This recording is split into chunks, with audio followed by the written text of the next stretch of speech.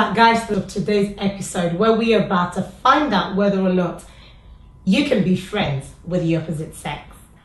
Still with us today is our lovely Tosa and our very amiable accountant Folake. So ladies, let us know, tell us, can you be friends with the opposite sex? I think it depends, are you talking about just being friends, or are you talking about being friendly? Because in this day and age with technology, there are different levels of friends. You could have Facebook friends, internet friends, and you could have real friends where you meet regularly, you have drinks after work, you go and see a movie together. So you know what? You do everything you said, whether or not you're a social media friend, people flirt. Again, that's another topic for another day where we are. What does flirting really mean? How do you know whether or not you've crossed the boundary? Because when you're flirt texting somebody, you've crossed the line. So whether or not you're doing it on Facebook or Instagram, we're talking about friends that take a significant amount of your time, right? So somebody who is a friend, so if you and I are friends and we're like female friends, and I can call you or pick you up, text you, spend time talking to you, that's the kind of friends we're talking about, not the ones you see occasionally at parties. Yeah. Talking about, can you be best friends with the opposite sex? So the thing is, from a married perspective, it's difficult. It's not impossible, but it is difficult because,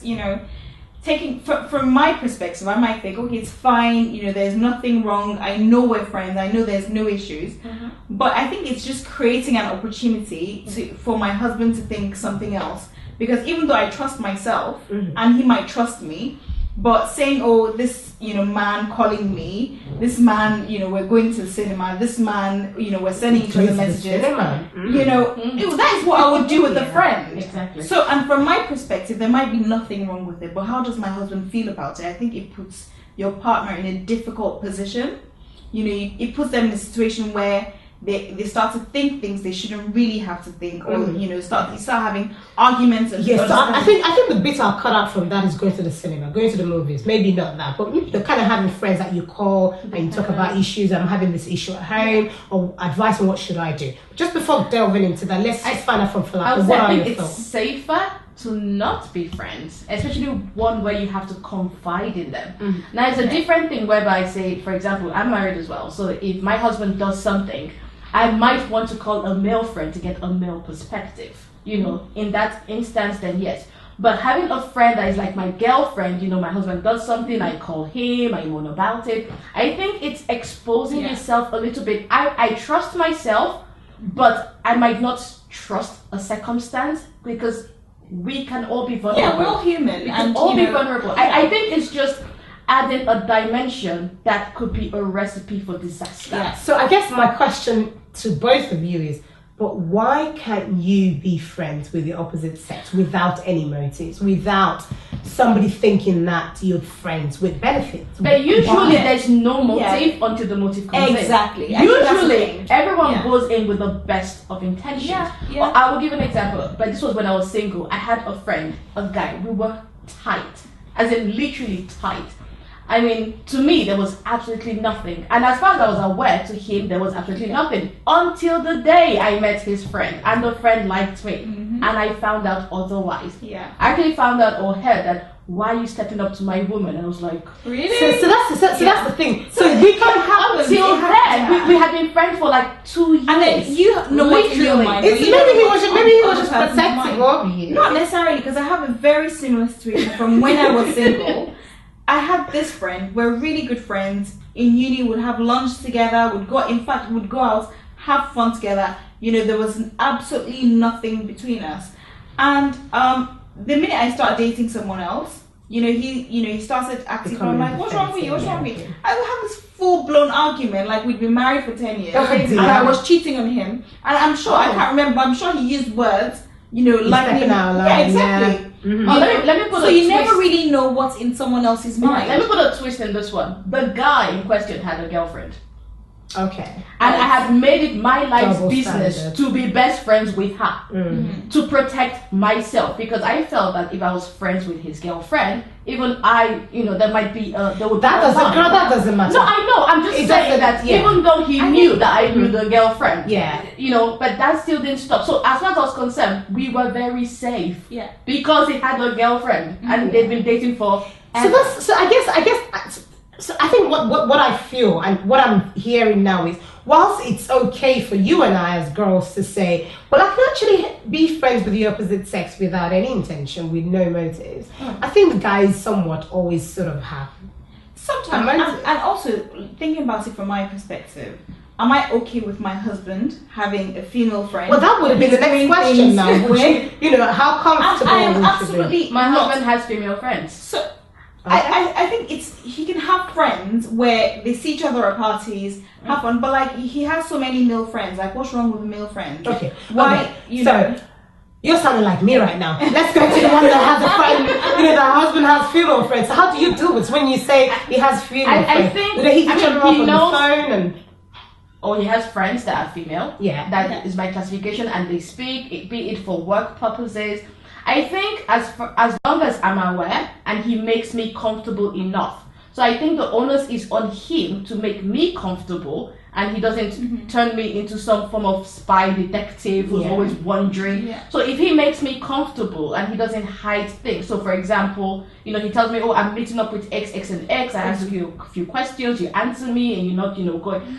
I think if you put the person in a position like, okay, you're meeting the person, but why can't you say where you met? Yeah. Why can't, if I ask a question, why can't you just answer freely the way you would answer if you were meeting a male friend? Yeah. So I think the onus is on, if we have to have male friends or female friends, the onus is on us to make our spouses feel comfortable enough about the relationship. But then you're still putting yourself in a situation where you can be vulnerable. Like, yes, you go out for drinks with a couple of friends, and then the others have left. It's just you and your friend left. You've had a couple of drinks. Everyone's kind of very relaxed. One thing happens. You put yourself in a situation where you just on him. Yeah, exactly. And then nothing might even happen, but then you've created an atmosphere that is not right. Yeah, for something to happen. And in order not to sin, don't put yourself in a position where you might sin. Yeah. So I think it's just not necessary. If it's someone you've known for such a long time, maybe you're a childhood friend, I think that's a different dimension. Okay, now that you're saying that, brings me to my next topic, or next question, which is, would you feel safe for your other half to be friends with their ex? Now they've known each other for so long. Well, you just said it. You just said it, that you feel comfortable if they're friends. Now, so let's make the scenario a little bit easier. So it's not like no ex is an ex. Now, they are exes, but it's a dead. There is, evidently no more feelings. Let's play devil's advocate here, right? Because I know some of our viewers will be thinking, but yeah, you can, if there are no feelings, it's possible. So let's assume that there are zero feelings and it would never be resurrected. Will you feel comfortable? How do you know there's zero feelings? Well, I'm just saying, So Nigerian men have the saying. I heard a couple of them saying this once, and it really made me laugh. I can't remember the exact words, but they said something like, if you've been there, you can always go there. Once there, always there. So, like, even if there's no feelings, it just takes the right combination of things to create a perfect situation for something to happen. Personally, I think an ex should be an ex. I'm not saying be enemies. You can be Facebook friends or whatever. You see each other at a party, you can chat for like 5-10 minutes. That's absolutely fine. But I think being the kind of friends where something happens, like they're calling, or you're going out, I don't think that's appropriate if you're married. No. So now I guess I'll ask you, Folake. So I'm thinking about a scenario. It's okay for us to tackle this from being married, right? And I think obviously we do have viewers who are not married and probably thinking, well, I'm not in your world, so I don't even know why you have an issue with being friends with the opposite sex. So now if you were to flash back 10-15 years ago, I know you touched a little bit about it, and if you were to go back and if you're a youth right now, or we're all youths, or teenager right now. Dating, before you're married, it's friends with benefits. That's what it is. Let's call it what it is. Friends with benefits. Okay. I think you could, while single, I did have a lot of male friends. Whether anyone had intentions or not, some had, some didn't. But as a single person, then yes, because And I would say with my ex, as long as we did not kill each other breaking up, I had no issues speaking with friends. you. I think for now, being married is just out of respect for my dynamic. husband. Exactly. But while single, as long as I'm fine with it, and I can only vouch for myself as much as I can vouch for. But while single, then yes, as long as, you know, if he's dating someone, then, you know, I think it's not a case whereby you see him with his lady and you walk up to him, say hello, and then completely blank the wall. You know, so I think when you're single, it's easier. Yeah. When you say it's easier, because, you know, at the end of the day, if you haven't put a ring on a woman's finger, you can't really start to feel insecure about whether she has other male friends. You know, if you want to marry her, make your intentions known that you want to marry her. I want to be exclusive. I want to marry you. But before you get to that stage, you can't really feel, oh, I'm not comfortable with that male friend. Well, I know.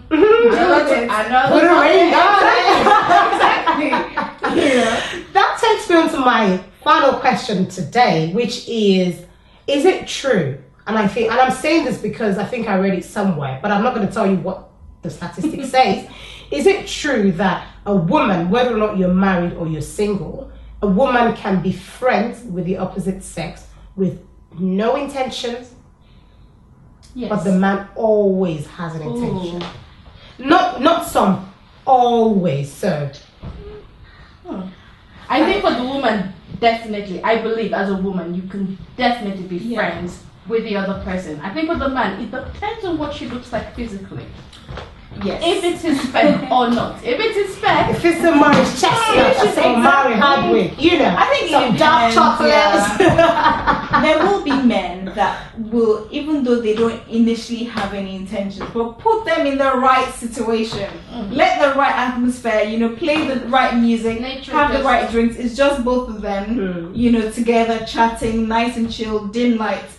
And then ask the question again. And then I think for a woman, she has to be in a bad place emotionally to be able to start moving. I do. But for a man, we could be very happy, perfectly happy. I think it goes down to us being emotional. Like we have to be very emotional, because I could be friends with you, and you can be telling me you love, and I'll be like, me. And I think for us to actually get to that level, we have to be emotionally connected. But for a man, there's no need for emotion. It's like, and that goes back to one's been there, always been there. So quite interesting. So so without sort of going back into what we're talking about, if I was to ask you in 3 seconds, is it okay to be friends with the opposite sex? Yes or no? It's a yes or no, not maybe. No. Yes or no? Yes, it's okay to be friends with the opposite sex, depending on your personal situation. There is no depending. Folake, based on all the there is no. No. Okay. Now we know Folake says absolutely no. It's not okay to be friends with the opposite sex, being a married woman. And Tosan feels it's okay, it's not the end of the world, with a caveat. Before we leave today, we're about to find out what the pet peeves are for our guests. So over to you, Folake. What are your pet? What's that one thing that you cannot stand? Dishonesty. Okay, there's been a lot of dishonesty. What's going on with this world? It's like nobody wants to be honest anymore. So tell us why. I think if you lie, that's it, the trust is broken. And I think I base everything on trust. So I just don't like dishonesty, and because it just leads to unfairness. Brilliant. So how about the white lies? There's always that white lie. White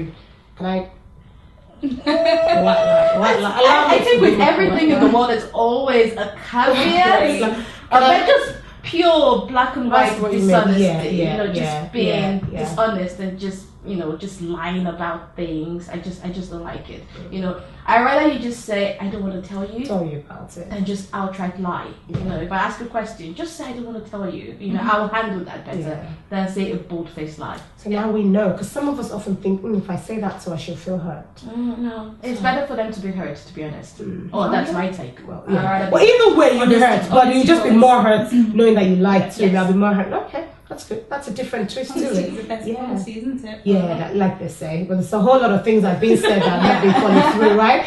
Okay, over to you, Tosan. What's your pet peeves? I think my pet peeves are noise and disorganization. I like things being organized and, both from both people being organized and So talking about noise, we've been making lots of noise time today. I wonder what she's been thinking in her mind. So this is a noise. So when we're having a discussion, a constructive discussion, I don't class that as noise. I was just checking. Like people just shouting and making noise, playing really loud music, and I don't like that kind of noise. And also, even in places, I like things being organized. So I see when things are disorganized, I see my brain interprets it as noise. Yeah. Okay, that's interesting. That's a good twist to that. Right then. So we know when you're talking to Folake, I think because she's an accountant, right? Just tell her they can take anything. Just tell her, well, I don't want to tell you about my figures. I don't want to tell you how much I earn. That you tell her that you earn 6 figures. Exactly. She don't want to hear that. And we know Tosan, obviously,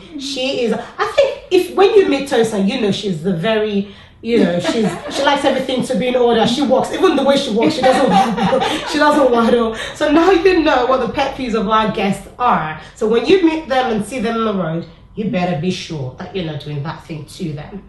But that's it for us from the Joe Maxwell Show. Until next time, I'm your host, Joe Maxwell.